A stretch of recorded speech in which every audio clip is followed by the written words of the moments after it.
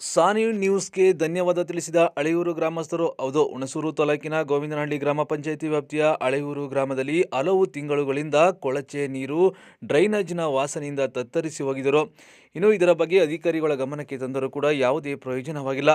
ಇನ್ನು ಈ ವಿಷಯವನ್ನು ಸಾನ್ವಿ ನ್ಯೂಸ್ ವರದಿ ಮಾಡಿತ್ತು.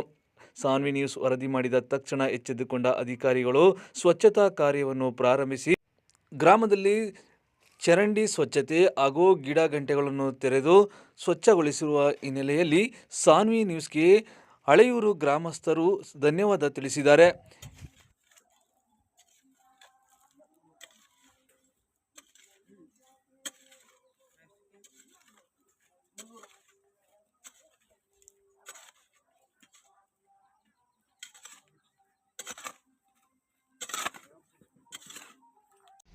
ನಾವು ಹಳೆ ಚಿಕ್ಕುಣಸೂರು ಗ್ರಾಮದವರು ಡ್ರೈನೇಜ್ ಪ್ರಾಬ್ಲಮ್ ಮತ್ತೆ ಸತ್ತೆ ಎಲ್ಲ ತುಂಬ ಬೆಳೆದಿತ್ತು ಅಂತ ಕಂಪ್ಲೇಂಟ್ ಮಾಡಿದ್ದು.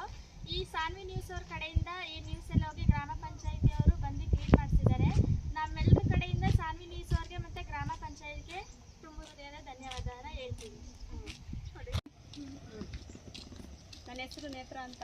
ನಾವು ಗ್ರಾಮ ಪಂಚಾಯತಿಗೆ ದೂರು ಕೊಟ್ಟಿದ್ವಿ, ಒಳ ಚರಂಡಿ ಮತ್ತು ಸೆತ್ತೆ ಬೆಳೆದಿದೆ ಅಂತ ಕ್ಲೀನ್ ಮಾಡಿ ಅಂತ. ಅದಕ್ಕೆ ಕ್ಲೀನ್ ಮಾಡಿರಲಿಲ್ಲ ಅವರು.